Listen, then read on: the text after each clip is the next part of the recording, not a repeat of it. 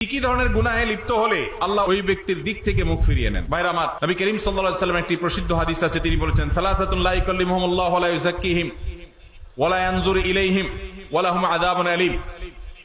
তিন শ্রেণী মানুষ আছে, তাদের জন্য চারটা শাস্তি হবে। কয়টা শাস্তি হবে? চারটা। কয় শ্রেণী মানুষের জন্য? তিন শ্রেণী মানুষের জন্য। নাম্বার এক, শাইখুন জানি, যে ব্যক্তি বয়স্ক হয়েও ব্যভিচারে লিপ্ত হয়েছে, এই ব্যক্তির সাথে আল্লাহ কিয়ামতের দিন কথা বলবেন না, আল্লাহ তাকে পবিত্র করবেন না, তার দিকে চেয়ে তাকাবেন না, এবং তাকে কঠোর শাস্তি দিবেন যে সে প্রাপ্তবয়স্ক, বিবাহিত, বৃদ্ধ, এর পরও সে জিনায় কেন লিপ্ত হলো।